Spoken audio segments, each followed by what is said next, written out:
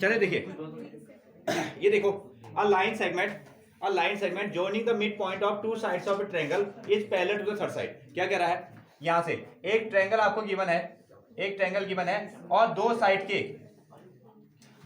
के क्या है, मिड पॉइंट भी गिवन है। ये हमारे पास में ट्रायंगल है, इस ट्रायंगल के दो साइड के मिड पॉइंट लगाओ, एक पॉइंट ये हो गया, एक पॉइंट हो गया, इसको नाम दो डी और इसको नाम क्या दे दो, ई दे दो। ठीक है, ये पॉइंट है डी, ये पॉइंट है ई और ये कैसे है, मिड पॉइंट है। इसका मतलब ये वाला पोर्शन और ये वाला पोर्शन कैसे हो गए, इक्वल वैल्यू रखेंगे। Same as it is A E की जो वैल्यू होगी वो सी ई के इक्वल आएगी। ये आपको दिया है। अब ये कह रहा है कि a line segment joining the two mid points of a side parallel to third side. अब ऐसा करो, इसको आपको क्या करना है, इसको आपको ज्वाइन करना है। जैसे ही दो साइड के मिड पॉइंट को आपने ज्वाइन किया तो हमको क्या निकालना है, ये इसके पैरेलल होता है एक, और हाफ ऑफ थर्ड साइड, और ये जो लाइन है ना, ये जो लाइन है इसके पैरेलल भी होगी और ये क्या होगी, इसके हाफ भी होगी। इसमें हम थोड़ा सा कंस्ट्रक्शन करेंगे। अब कंस्ट्रक्शन में क्या लिखना पड़ेगा, थोड़ा सा आप देखो, इसको आप मेजर करो, इसको आपने मेजर किया, जितना ही डी है, जितनी ही लेंथ डी है उसको थोड़ा सा आगे इक्वल बना दो। डी को आपने मेजर करके इस लाइन को उतना ही आगे एक्सटेंड किया और साथ में फिर इस पॉइंट को यहां मिला दिया, इस पॉइंट को यहां मिला दिया। ठीक है, और इसको हमने नाम दे दिया एफ। इसकी क्या खासियत है, ये जो लेंथ है ना, ये जो लेंथ है वो इसके इक्वल है 3, ऐसा हमने पॉइंट लगा दिया। ये पोर्शन इसके इक्वल है क्योंकि मिड पॉइंट है, ये पोर्शन इसके इक्वल है, मिड पॉइंट है, और ये दोनों आपस में इक्वल हैं क्योंकि हमने इसको कंस्ट्रक्ट किया है। ठीक है, हाँ, हमारा काम है कि ये लाइन और ये लाइन कैसे हो जाए, पैरेलल, फर्स्ट थिंग, और सेकंड ये जो लाइन है ये इस पूरे की कितनी हो जाए, हाफ हो जाए। ये भी हमको निकालना है। यहां से हम लोग इस कंसेप्ट को याद करेंगे और उसके बाद बहुत सारे क्वेश्चन इसमें बनाएंगे। Note down. तो पहला पॉइंट आप लिखेगा गिवन। इसमें हमारे पास में क्या है, इन ट्रायंगल एबीसी, एक ट्रायंगल एबीसी है, उसमें D comma E are the mid points of side A B and A C के क्या है, ये मिड पॉइंट है, ए बी एंड ए सी के मिड पॉइंट है। ओके, टू प्रूव आपको इसमें प्रूव करना है क्या, जो डीई होगी वो क्या होगी, बीसी के पैरेलल होगी। एक काम, DE parallel to BC, D जो लाइन बनेगी वो बीसी के पैरेलल होगी, और साथ में डी क्या होगा, half of D is equal to half of BC, और साथ में क्या होगा, ये बीसी का हाफ भी होगा, ये आपको करना है। और आपने इसमें क्या किया, कंस्ट्रक्शन किया, आपने कुछ कंस्ट्रक्शन किया, आपने डी को एक्सटेंड किया। ठीक है, we extends D up to F, आपने ना डी, इधर देखो, आपने डीई को एफ तक एक्सटेंड किया सच दैट किस तरीके से एक्सटेंड किया है, जो डीई की वैल्यू है वो ई एफ के इक्वल बनाई है, जो डीई की वैल्यू हो जाएगी वो क्या होगी, ई एफ के इक्वल होगी, ए एफ के इक्वल है। इतना काम आप इसमें लिखिए, given portion to prove and construction, फिर हम लोग उसको प्रूव करेंगे।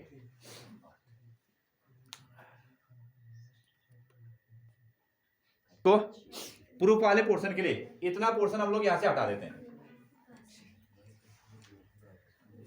इतने पोर्शन को यहां से आप इरेज कर सकते हैं। आप तो नहीं करेंगे, मैं ही करूंगा ना, आपने इसको नोट कर दिया। चलिए अब हम लोग क्या करेंगे, इस पर प्रूफ करेंगे। अब प्रूफ में देखो, जहां से हमारे पास सब जगह ट्रायंगल बन रहे हैं, यहां और यहां, इन दोनों ट्रायंगल पर हम लोग काम करेंगे। फर्स्ट ऑफ ऑल देखिए, हमको ना, देखिए हमको इस साइड को और इस साइड को क्या करना है, पैरेलल करना है, इसको और इसको पैरेलल दिखाना है। तो इसका मतलब है इस फिगर को हमको क्या करना पड़ेगा, पैरेललोग्राम दिखाना पड़ेगा। तो क्या हम लोग इसको ना कॉन्ग्रुएंट कर सकते हैं, यहां से कहानी शुरू है। ठीक है, इसी को करना है। तो लिखो, in triangle A D E, एक ट्रायंगल हमने क्या ले लिया, ए डी ई ले लिया, और उसके साथ में इस ट्रायंगल को ले लो ए डी ई, और सी एफ ई, ट्रायंगल क्या हो गया आपका, सी एफ ई, ध्यान दें, सी एफ ई, ये दो ट्रायंगल पर हम लोग काम कर रहे हैं। कॉन्ग्रुएंट के देखो, इसकी साइड क्या बन गई, ए, इसकी साइड है ए, और इसकी साइड क्या है, सी एफ, इसकी साइड क्या होगी, सी एफ। ये दोनों इक्वल है, ये कहां से आ गए इक्वल, ये हमको स्टार्टिंग में दिया है, ये क्या है, गिवन है इसलिए इक्वल है। ए ई और सी, सॉरी सी, ए सी और सी, AC और CE कैसे हो गए? इक्वल हो गए, क्योंकि ये मिड पॉइंट थे इसलिए इक्वल है। अगेन और दूसरा ये देखो DE इज इक्वल टू कितना? EF। तो आप इसको लिख सकते हो जो DE की वैल्यू है वो कितना आ गया? CF के इक्वल आ गया। ये कहां से इक्वल हुआ? हाँ, ये आपने कंस्ट्रक्शन में इसको इक्वल करवाया है। और कुछ? हाँ, इसका एंगल 1, इसको एंगल, और ये एंगल कैसे हो गए? Vertically opposite angle, vertically opposite angle. Angle AED is equal to angle AED और CEF, एंगल CEF कैसे हो गए? इक्वल हो गए। और ये आपके वर्टिकली अपोजिट एंगल्स, ये क्या बने?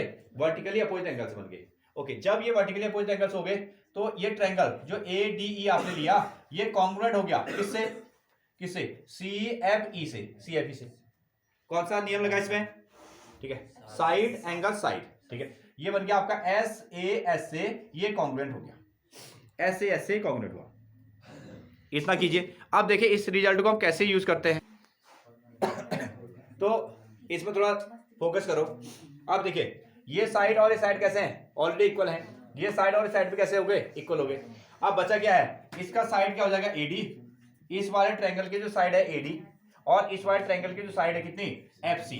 ये क्या हो गए? ये इक्वल हो गए। ठीक है, दो साइड तो पहले से इक्वल थे, बची हुई साइड क्या होगी? AD और FC कैसे हो गए? इक्वल हो गए, इक्वल हो गए बाय किससे? CP/CT से इक्वल हुए। एक चीज, एक पॉइंट नहीं मिला। दूसरा पॉइंट, अब देखो क्या ये एंगल और ये एंगल इक्वल हो सकते हैं? इसको नाम दो 1 और इसको क्या नाम दे दो? 2। ठीक है, थोड़ा सरल हो जाएगा। तो एंगल 1 इज इक्वल टू कितना आ जाएगा? एंगल 2। अब इसमें देखें एंगल 1 इज इक्वल टू कितना आ गया? एंगल 2। और ये ऐसी सिचुएशन बना रहे हैं, ये जेड वाली सिचुएशन बना रहे हैं, ये जेड वाली सिचुएशन बना रहे हैं। तो एंगल 1 इज इक्वल टू 2 है, 1 इज इक्वल टू 2 है किससे? ये भी CP/CT से इक्वल हुआ, लेकिन हमको कैसा फील हो रहा है? हमको अल्टरनेट इंटीरियर एंगल जैसा फील हो रहा है। ये कैसा बन रहा है? अल्टरनेट इंटीरियर एंगल जैसा फील हो रहा है। अगर ये अल्टरनेट इंटीरियर एंगल जैसा फील हो रहा है तो इसका मतलब AC क्या बनी? ट्रांसवर्सल। ठीक है, तो हम लोग क्या लिख सकते हैं? AC is a transversal, transversal. Okay, अगर AC ट्रांसवर्सल आ गई, AC अगर ट्रांसवर्सल आ गई तो देखो ये जो AD होगा ना, ये जो AD होगा वह CF के क्या होगा? इक्वल। तो ट्रांसवर्सल आ गई तो AD जो होगा ना, जो AD होगा वह CF क्या लिखा? हाँ, AD क्या होगा? CF के या FC के पैरेलल होगा। AD FC के क्या हो जाएगा? पैरेलल। पहले आपने जब ट्रायंगल को कॉन्ग्रुएंट किया, यहां देखो, जब आपने ट्रायंगल को कॉन्ग्रुएंट किया ये दोनों साइड को क्या दिखा दिया? इक्वल। ठीक है, CP/CT से। फिर एंगल 1 इज इक्वल टू कितना? 2। ये भी CP/CT से, लेकिन इनकी फीलिंग कैसे आई? अल्टरनेट इंटीरियर एंगल जैसी आई। तो AC को हमने क्या कह दिया? ट्रांसवर्सल।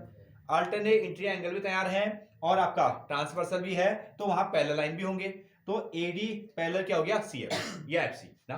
अब ये इक्वल भी है और साथ में आपने इसको क्या दिखा दिया? पैरेलल भी दिखा दिया। अब ये जो AD लाइन है इसको थोड़ा सा आगे बढ़ाओ। जैसे ये AD है, ठीक है, इस AD को मैं क्या कह सकता हूं? AB तो कह सकता हूं। ये भी बिल्कुल उसी के लाइन में है, ये भी उसी के लाइन में है। अगर ये लाइन इस आधे के पैरेलल है, यहां ध्यान दो, अगर ये जो लाइन है, ये जो लाइन है इस आधे के पैरेलल है तो इस पूरे के पैरेलल भी होगी। तो इसको थोड़ा सा मॉडिफाइड करके आगे बढ़ा देते हैं। तो इसी प्रकार से AB पैरेलल टू कितना हो जाएगा? FC। AD पैरेलल टू कितना हो जाएगा? FC। समझ रहे हैं?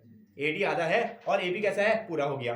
अच्छा, फिर से AB इसको थोड़ा सा हम लोग टुकड़ों में तोड़ लेते हैं, इसको हम लोग टुकड़ों में तोड़ लेते हैं, या सीधे भी हम लोग ऐसा कर सकते थे। अगर तुमको ये पसंद नहीं था, अगर आपको ये पसंद नहीं था तो AD की वैल्यू आपको क्या दी? AD की वैल्यू आपको DB दी थी। ठीक है, ऐसा भी कर लो यहां से ही। चलो, ये आधे के पैरेलल था तो पूरे के पैरेलल भी हो गया। और दूसरा AD की जो वैल्यू थी वो DB के बराबर थी। DB पैरेलल टू कितना? FC। DB parallel to FC, क्योंकि ये मिड पॉइंट है ना, ये मिड पॉइंट है तो ये दोनों वैल्यू कैसी हैं? इक्वल है। यहां आपका आप यूज कर सकते हो, यहां आप कह सकते हो कि AD की जो वैल्यू है वो DB के इक्वल है मिड पॉइंट से। AD के लिए जगह पर हमने क्या रख दिया? DB रख दिया। अब सिचुएशन आई है तो DB को आपने क्या कर दिया? इस DB को FC के पैरेलल बना दिया। ये DB को क्या बना दिया आपने? FC के पैरेलल बना दिया। अब दो किसी फिगर के ये दो लाइन से क्या है? पैरेलल है, तो इसका मतलब हो गया ये दोनों लाइन से भी कैसे हो जाएंगे? पैरेलल ही तो हो जाएंगे। ठीक है, तो इसका मतलब ये क्या हो जाएगा? आपका पैरेललोग्राम। या इसके बेस पर भी कह सकते हो कि दो लाइन आपके पैरेलल हैं तो पैरेललोग्राम हो गया, इसलिए ये लाइन भी क्या हो जाएंगे? पैरेलल हो जाएंगे। इतना नोट करो, पहले इतना पॉइंट आप नोट कीजिए। यहां देखो, अब जैसे आपने ना, देखिए जैसे आपने डीबी को क्या किया था, डीबी को एफसी के पैरेलल दिखा दिया, और डीबी की वैल्यू किसके बराबर है, जो आपका डीबी है वो एडी के बराबर है, और एडी क्या है, एफसी के इक्वल है। एडी इक्वल टू क्या था, एफसी, और आप इसको क्या लिख सकते हो, डीबी क्या हो जाएगा, एफसी के इक्वल भी आएगा, एफसी के इक्वल भी आएगा। एक ऐसा फिगर जिसमें opposite lines are parallel and equal है, तो देन हम कह सकते हैं डी बी एफ सी या डी बी सी एफ, ठीक है, D B C F is a parallelogram. ये क्या बन गया, ये पैरेललोग्राम बन गया। अब दूसरी साइड पर आ जाओ, अब दूसरी साइड पर ये और ये पैरेलल है, ये और ये पैरेलल है, और साथ में क्या है, इक्वल है। इस तरीके से ये और ये भी क्या हो जाएंगे, ये दोनों भी कैसे हो जाएंगे, पैरेलल हो जाएंगे। तो आप क्या कह सकते हो, सिमिलरली जो डी एफ होगा वो डी एफ होगा वो क्या हो जाएगा, बीसी के पैरेलल भी होगा। ये क्या आएगा, जैसे आपने इसको पैरेललोग्राम बना दिया तो ये साइड भी तो क्या हो जाएंगे, पैरेलल हो जाएंगे, और पैरेलल हैं तो क्या हो जाएंगे, ये आपके इक्वल भी हो जाएंगे, पैरेलल होंगे तो इक्वल भी हो जाएंगे। D F is equal to कितना, D F parallel to BC, D F parallel to BC, clear है। लेकिन अभी तक हम लोग अपने मकसद तक नहीं पहुंचे हैं, हमको डी एफ को पैरेलल नहीं करना है, हमको क्या निकालना है, डी को, क्या निकालना है, डी को, और डी भी तो इसी लाइन में है, डी ई भी इसी लाइन के साथ कोइंसाइड कर रहा है, तो इसको थोड़ा सा बदल के लिख दो। ये जो डी एफ है ना, जो आपने डी से लेकर एफ तक का यूज किया है, अब उसको डी ई पर आकर खत्म करो। डी ई एफ की जगह में हमने क्या लिख दिया, D E also parallel to BC, D E also parallel to BC, clear हुआ। ये पूरे के पैरेलल है, ये अगर पूरे के पैरेलल है तो आधे के पैरेलल भी है, ओके। और ये पूरी लाइन कैसी है, आपस में इक्वल है। इधर देखो ये पूरी लाइन, ये डी एफ और बीसी कैसे हैं, इक्वल है। यहां से फिर से शुरू करते हैं, यहां से डी एफ ये ऐसे लिख दो, इसको मैं लिख रहा हूं, इसको मैंने लिखा B C is equal to कितना हो गया, डी एफ। अब डी एफ के टुकड़े करके लिखो, डी एफ के टुकड़े करके लिख दो, B C is equal to D F है ना, ये डी से लेकर एफ है, D E plus E F. यहां हमने क्या लिखा, डी ई प्लस कितना लिख दिया, ई एफ, ये लिख दिया। और हमने इसको कंस्ट्रक्ट किया था, जितनी वैल्यू डी ई की होगी उतनी ई एफ के बराबर होगी, तो हमको डी ई चाहिए ना, इस डी ई को डी रहने दो, और ई एफ को भी डी ई लिख दो, ठीक है। ये कितना आ गया, ये आ गया 2D, ये आ गया 2D, इसको लिखो BC, ये भी आ गया BC, ये भी आ गया BC, इस तरीके से। नाउ अब देखिए इस 2 को अपॉन में लेके आओ, इस 2 को अपॉन में ले आओ तो कितना आएगा, 1/2 that is BC half of D। जो आपका D है वो क्या है, BC के हाफ ही होता है, ठीक है, BC के हाफ भी होता है और साथ में पैरेलल भी होता है। ये आपको थ्योरम प्रूव हुआ।